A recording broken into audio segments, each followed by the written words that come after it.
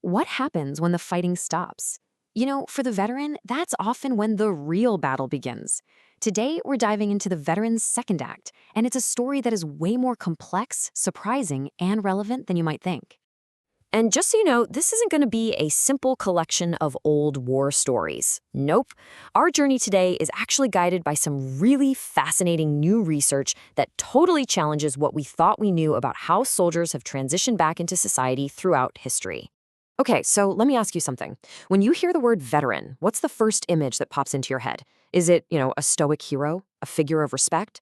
Or maybe it's someone haunted by the ghosts of war, kind of struggling to find their place. Whatever you just pictured, well, that's a pretty modern idea, a very recent one, in fact. Because for most of history, that line between soldier and civilian was incredibly blurry. I mean, just try to imagine being a Roman legionary who, after 20 years of service, is handed a plot of land and, boom, you're a farmer overnight. His story, and millions of others like it, shows this constant push and pull between the state, society, and the soldiers themselves. So to really get a handle on this complex history, we have to start with the most basic question of all. What exactly is a veteran? The answer, it turns out, has changed a lot over time, really reflecting the changing face of both warfare and society itself. Let's go way back to ancient Rome, where the idea of a veteran really started to take shape. At first, it was pretty simple. You were a citizen soldier who answered the call, you brought your own sword and shield. But as the empire got bigger and bigger, so did the need for a professional army. Suddenly, the veteran wasn't just a temporary volunteer anymore.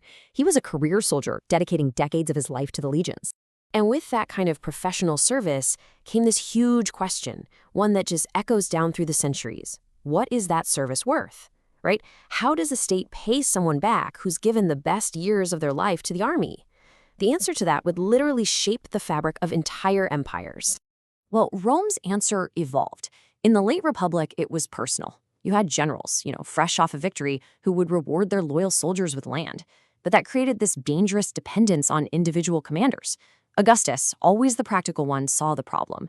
He created a state-run military treasury to guarantee payment. And this was a huge shift from personal loyalty to a state obligation, a promise that was basically etched in stone, not just in the heart of some general.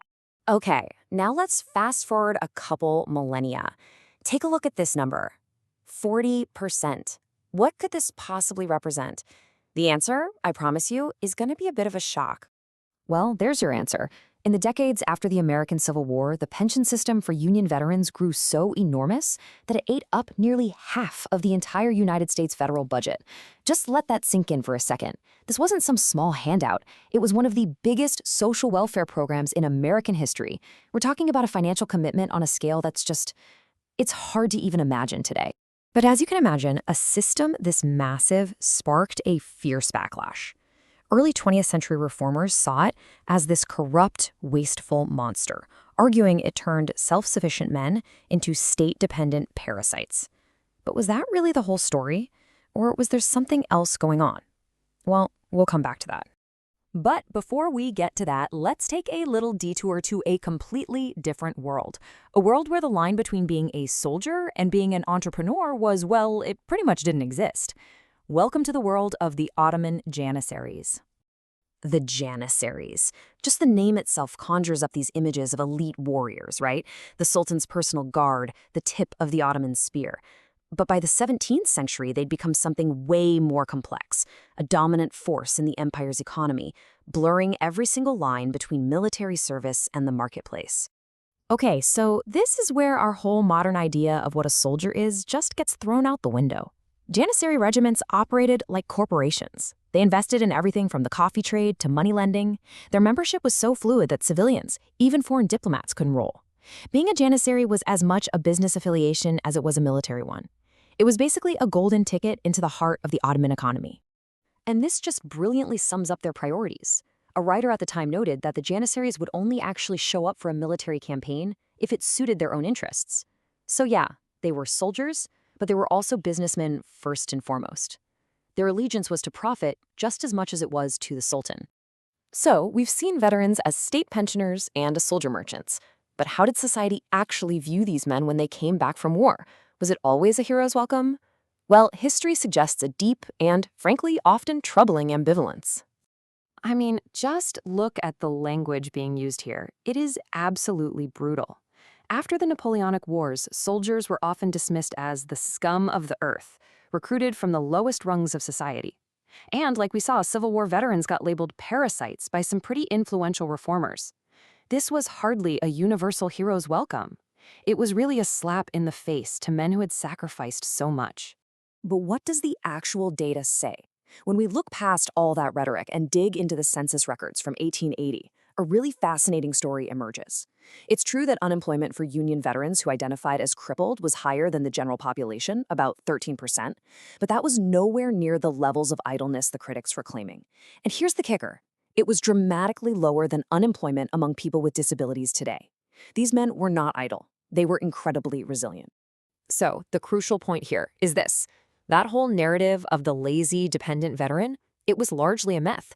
The evidence shows that the overwhelming majority of these men, even those with significant disabilities, went right back to the workforce. They weren't a burden on society, they were an integral part of it.